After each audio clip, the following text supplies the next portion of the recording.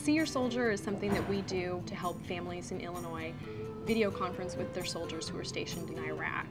It's real-time live video and audio. It's a very smooth connection. The See Your Soldier program started here in December '05 because we moved into this NCSA building about a year and a half ago, and we have a lot of rooms where you can video conference. And actually we do video conferencing every day in this building. And I'd met some folks from the Freedom Calls Foundation, and I knew they did video conferencing connecting families with their soldiers in Iraq. So I partnered with them to make it a more organized effort here around the whole state of Illinois.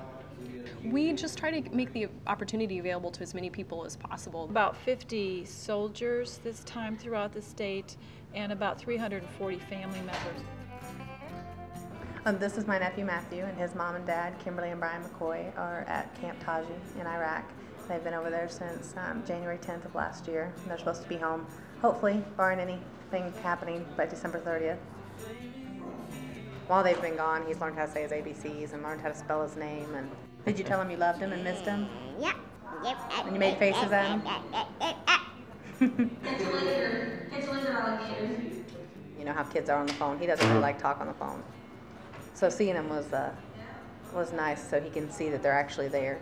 It's not just some disconnected voice. All right, we'll see you guys later. Yeah, thanks for coming to see us. The main things that determine who can take part are just the bases that we're in touch with in Iraq, which are Camp Al-Assad and Camp Taji. We don't have connections with other areas in Iraq right now, or with Afghanistan or other places. And then beyond that, we just pick particular dates when we're going to open up our video conferencing suites. We actually did it the holiday season in '05, and then we did it again around the 4th of July. So now here in December '06, this is our third time around. This time we were dealing with 13 sites around Illinois, here on the Urbana-Champaign campus at the National Center for Supercomputing Applications, and then University of Illinois Extension sites throughout the state. And all of the scheduling involved and the time zone differences, it's pretty complicated scheduling.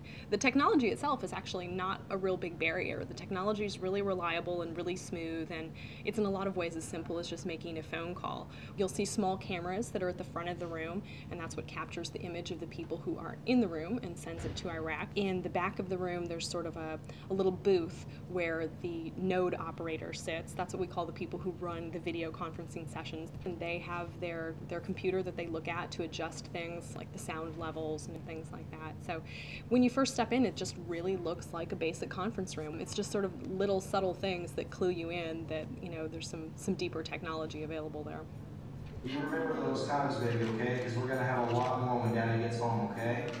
Soldiers are more connected now than they have been in the past. A lot of them have email accounts, some of them have webcams, but a lot of times that communication is maybe just a husband and a wife who are able to stay in pretty close contact. And the extended family really gets involved when we do these video conferencing events. It pulls in big groups of people, you know, grandparents and cousins and nephews and nieces and aunts and uncles, and really the whole extended family can join in.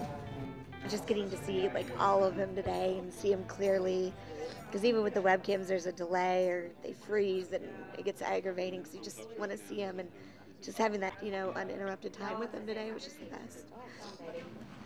Yeah, my hair. Oh.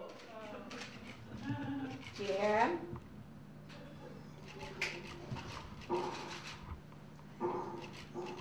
We love you, baby. Thank you. You know, it's like all our family was kind of back together. Just be able to sit there and talk to him and just see everything. Just see him, all of them, and see he was doing okay, so. You know, it was so realistic, and like he was just right there in the room with us, and you know, no matter how old they get, they're still your babies. It was fun. I got to tell him I love him and he's my hero. He's like right there, only, I mean, you can't touch him and you can't like hug him. It was awesome. The people here have been Because fantastic. I don't know, it just feels cool seeing them. The guys that's over. It's the best thing that I could ask for Christmas, definitely. Me and my brother, like, we just tease each other. I'm the jokester, so We're just fun. I'm even better than I did the first time I was over here. He's the shortest, so he's always been the one that easy to pick on, easy to tease type thing, and that's what we did. I mean, you know, made him feel at home, you know, because that way he knows that we miss him, you know. Yeah, we even asked him, "Did you miss us picking on you, son?" Oh, a little bit. Not really. You know, for us, it's actually a really enjoyable thing to do because so often we're doing things that we know that they're important, we know they're significant, you know, science and technology that really do matter to people's lives, but it seems a lot more remote. And this is a lot more direct, where we get to really directly interact with people and directly share something, some technology that we have, and let other people take advantage of that. And so it's a happy occasion for us too.